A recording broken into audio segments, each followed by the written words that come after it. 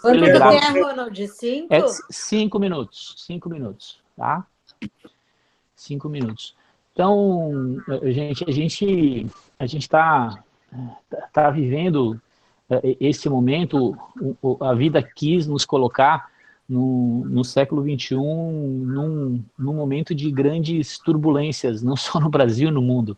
Não dá mais para a gente discutir as coisas só a partir do Brasil, porque o que está se operando do ponto de vista de transformações e que a pandemia trouxe e escancarou é um processo de talvez mudança, inclusive, de era, sabe?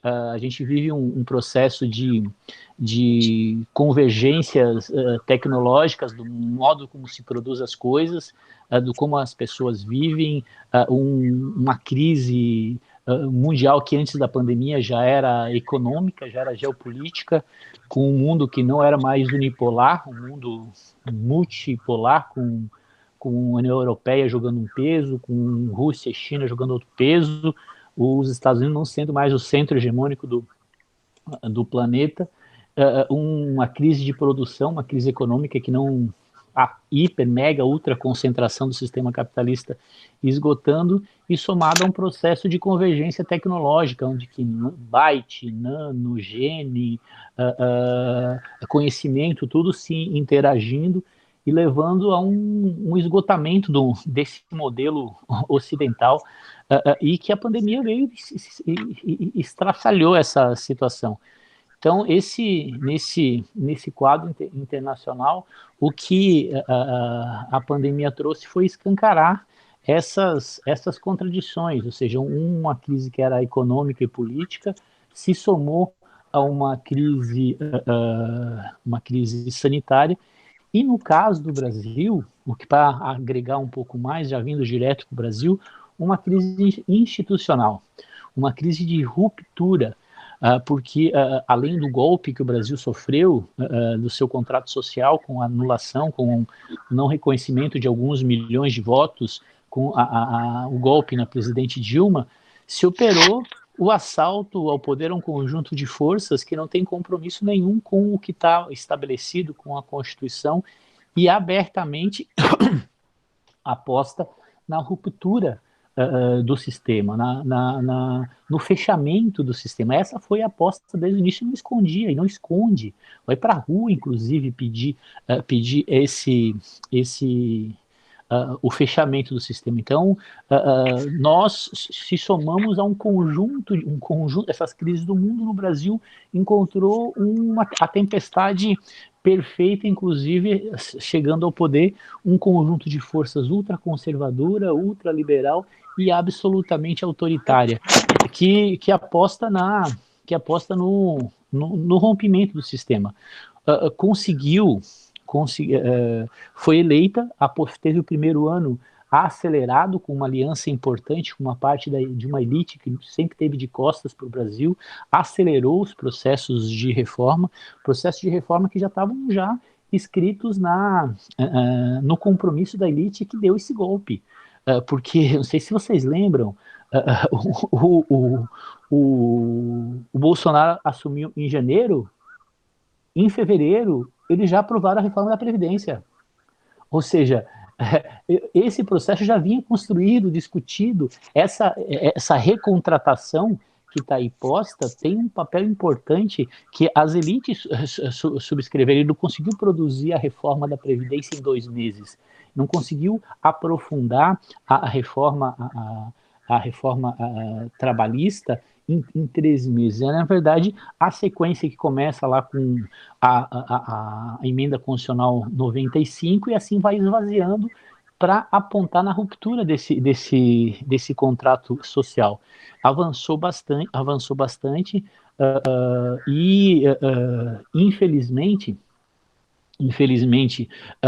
foi possível fazer alguns travamentos, principalmente com muita luta. O ano passado, principalmente, com um protagonismo bastante grande da juventude na luta em torno da questão da educação, conseguiu expressar uma resistência importante.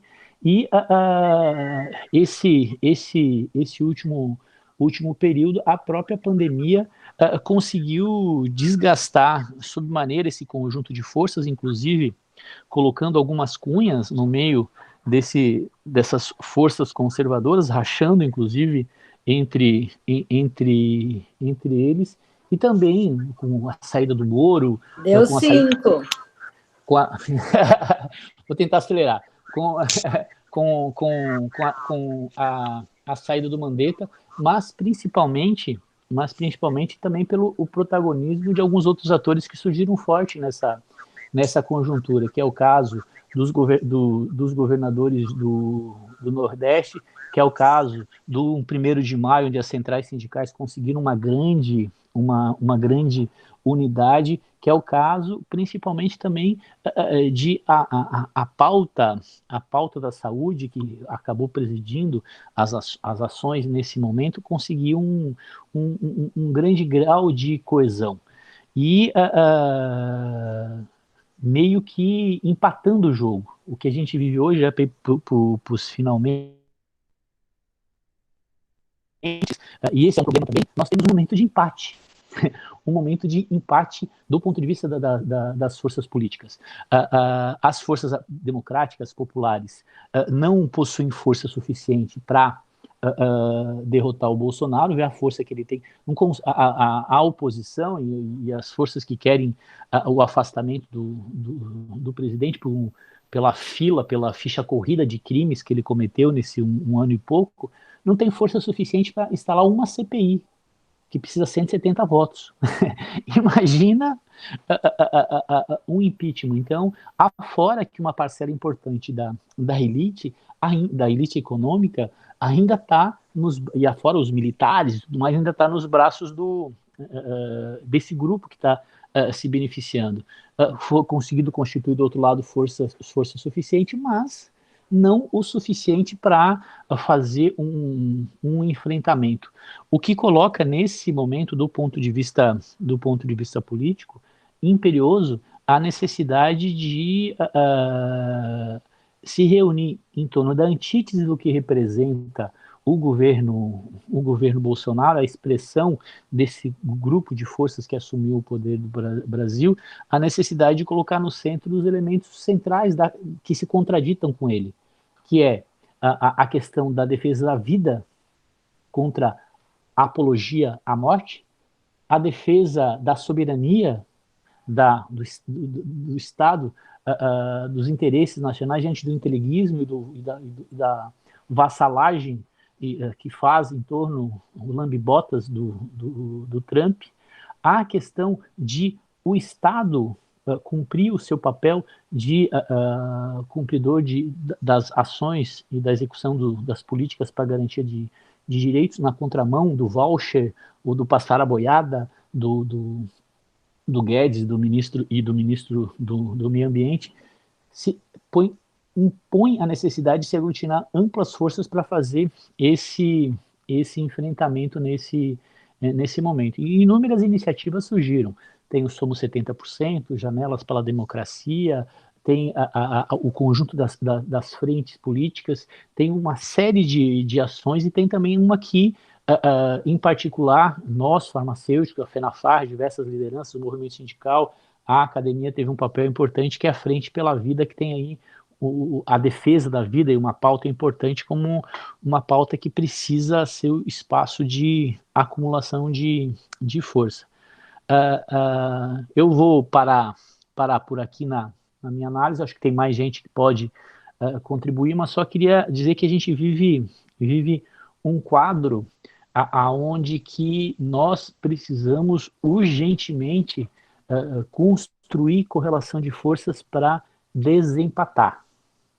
A gente já estava perdendo muito, certo? É bom lembrar que o processo eleitoral houve um desgaste significativo, certo, das forças, rachas no campo de lá e tudo mais, mas o quadro ainda é um quadro empatado.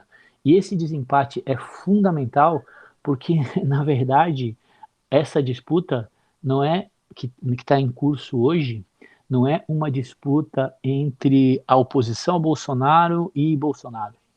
A disputa que está em jogo hoje é da vida contra a morte.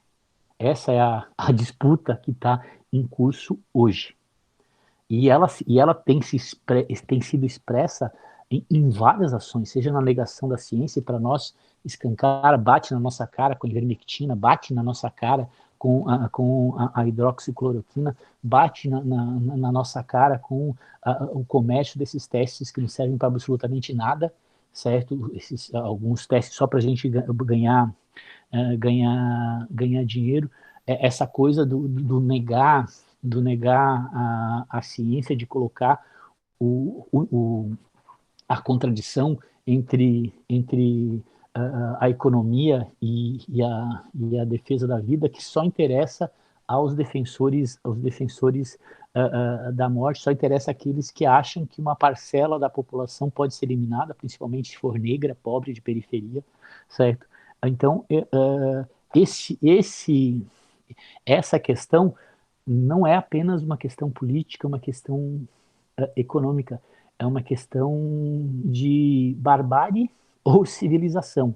Então, as medidas nesse momento para fazer o enfrentamento dessa conjuntura é decisivo, porque não é apenas um embate político, é um embate que talvez algumas gerações, conforme for o resultado, vão dar conta de superar os traumas, as feridas, caso nós não conseguimos enfrentar adequadamente esse momento. É um pouco isso para a gente abrir aqui o passo para o Rio, que também... Desculpa ter passado 5 minutos. Eu 10. Desculpa aí. Perdão. Ok, pessoal, tranquilo. Boa noite de novo a todas e a todos. Eu vou tentar ser um pouquinho mais rápido para que mais colegas possam falar. Bom, primeiro aí concordando com o nosso presidente, a gente viveu para ver, sem dúvida, a maior tragédia, como disse o Ronald no início, tragédia humanitária,